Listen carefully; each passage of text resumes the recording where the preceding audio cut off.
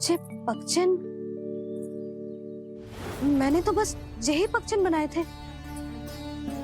तो जे लक्ष्मी जी के पगचन भीतर तक कैसे आ गए? किसने करो जे?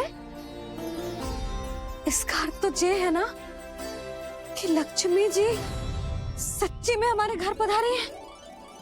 कितना अच्छा होता जी यदि हम यहीं होते, उनका स्वागत करते, उनकी पूजा करते, प्रसाद चढ़ाते और उनकी सेवा का सौभाग्य मिल जाता।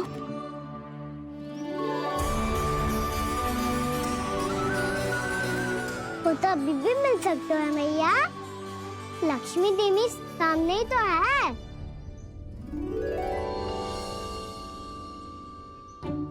कान्हा सही कह रहे हो यशोदा। लक्ष्मी जी का आशीर्वाद हमारे साथ ही है, और वैसे भी जिन पर नारायण की कृपा होती है, लक्ष्मी जी उनके साथ तो होती ही है। पर मैं कैसे संतोष करूं? मेरा मन हो रहा है कि कैसे भी मुझे उनके साक्षात दर्शन मिल जाते। अरे ये देखो तो सही, उनकी उपस्थिति का संकेत दे दियो है। ये कोई साक्षात दर्शन से कम है क्या? चलो हम लक्ष्मी पूजन कर लेते। इस बार तो हमारे साथ कान्हा भी लक्ष्मी पूजन करेगा। प्रभु मेरी पूजा करेंगे? मैया की इच्छा तो यही है। पर आप मेरी पूजा कैसे कर सकते हैं प्रभु? आप मेरे स्वामी हैं। आपकी पूजा करना मेरा धर्म है। नहीं प्रभु, यह अनुचित होगा। मैं आपसे मेरी पूजा नहीं करवा सकती।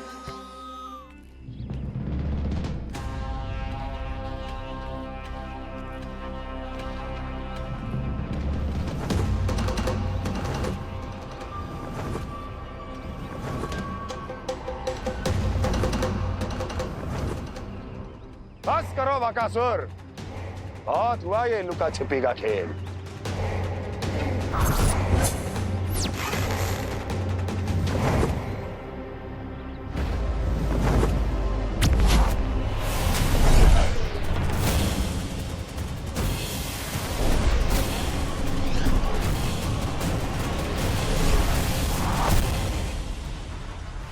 प्रणाम कंस। छिपे रहकर दूर से ही प्रणाम करोगे? सामने आओ बकासुर।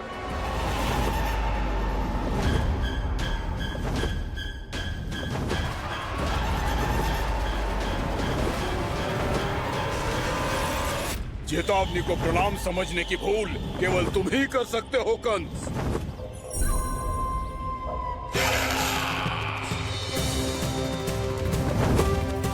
अनगिनत युद्ध करने के बाद भी जिसने पराजय का कड़वा स्वाद न चखा हो, उस अपराजय विजेता का अपमान करने की मूर्खता केवल तुम ही कर सकते हो बकासुर। अपने दिव्य अस्त्रों से किसे भयभीत कर रहे हो कंस? उसे जिसे संपूर्ण देवता भी मिलकर परास्त नहीं कर पाए थे। समय के साथ तुम्हारी स्मरण शक्ति पर धूल लग गई है बकासुर। भूल गए हो तुम अभी कुछ ही क्षण पहले जिस दिव्य अस्त्रधारी का तुम उपहास उड़ा रहे थे, उसी ने परास्त किया था तुम्हें। उस दिन तुम्हारे प्राण देह के इस बंधन से मुक्त हो जाते यदि तुम्हारी बहन पूतना ने तुम्हारे जीवन दान के लिए विनती न की होती। तो यही स्मरण कराने के लिए बुलाया है मुझे? संधि करने के लिए बुलाया है। असंभव है ये। तुम्हारा मित्र वत्सासुर वीर गति को प्राप्त हो चुका है। जानते हो किसने की उसकी हत्या? तुम्हारे प्राणों की रक्षा करने वाली तुम्हारी बहन पूतना प्राण गवा चुकी है अपने। जानते हो किसने की उसकी हत्या? किसने मारा मेरी बहन को? किसने मारा मेरे मित्रों को? किसने बुलाई है अपनी मृत्यु? उसी ने जो मेरा भी शत्रु है। इसीलिए बुलाया है तुम्हें यहाँ पर संधि करने के लिए, प्रतिशोध का एक अवसर देने के लिए। तुम नाम बताओ उसका कंस। उस दुष्ट को कच्चा ही निगल जाऊंगा मैं। बोलो कौन है वो? एक बालक है, कृष्ण। कृष्ण, किंतु वो एक विष्णु अवतार है बकासुर। किसी का भी अवतार क्यों ना हो, इसी क्षण से मैं हूँ उसके काल का अवतार। तुम केवल इतना बताओ कि कहाँ मिलेगा वो। वृंदावन, वृंदावन। कान्हा, आजा, पूजा आरंभ करते हैं। नहीं प्रभु,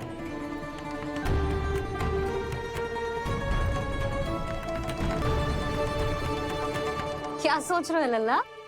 आजा।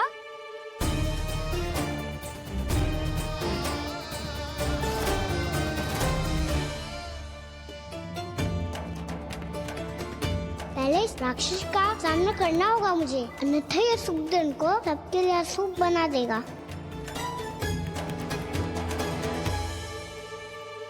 मैया, लक्ष्मी जी की पूजा से पहले सारे घर में दिए जलाकर उनका स्वागत करना चाहिए ना? कितना सयाना होगा मेरा लल्ला।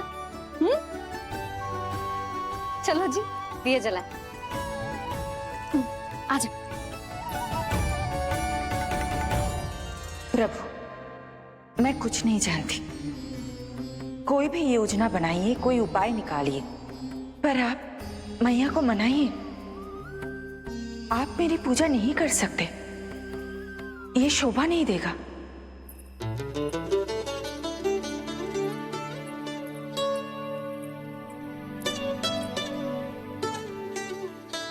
पहला दिया जलाएगो लल्ला?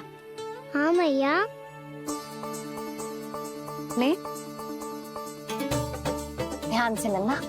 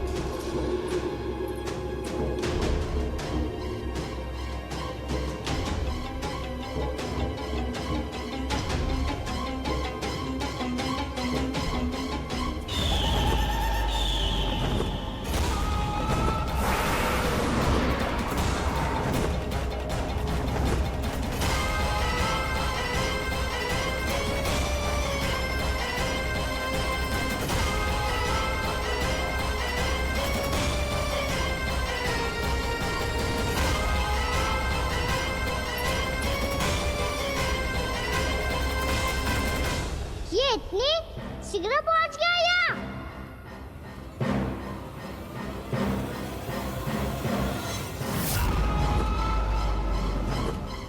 जी, श्वेत रंग का आकाश में क्या गया? सुनो जी, देखो आपने। ये तो अवश्य ही बहुत अशुभ संकेत है जी। कहाँ है वो? कहाँ है विष्णु अवतार कृष्ण? दिवाली के शुभ दिन अशुभ संकेत की बात कर रही हूँ मैया। ये तो कयूत तीव्र चलने के कारण मुझे है, फिर से चला लेंगे। साधारण दीपक ही तो है ये साधारण ना है लल्ला। दीपावली के दीपों का बहुत विशेष महत्व होता है। तो है मैया। वनवास के बाद जब राम जी लौट कर आ रहे थे, तब उनके स्वागत में पूरी अयोध्या में ये दीप जलाए गए थे। दीपावली अमावस्या की रात को पड़ती है, और रात का अंधेरा मन के भीतर के उस अंधेरे का प्रतीक हो तो है जो बुराई को शक्ति दे तो है।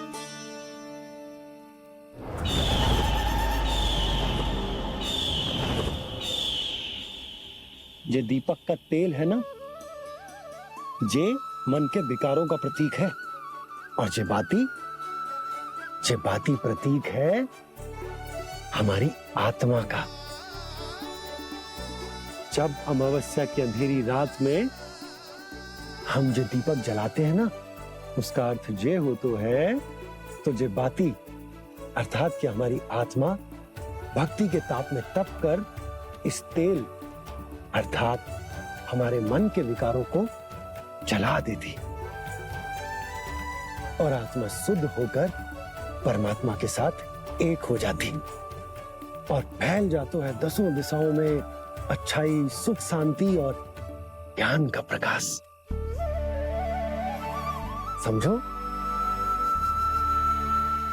साधारण अर्थ में कहते हैं कि दीपावली की रात जो दीपक का प्रकाश होता है ना, वो रावण की बुराई पर राम जी की अच्छाई का, उनकी जीत का प्रतीक होता है।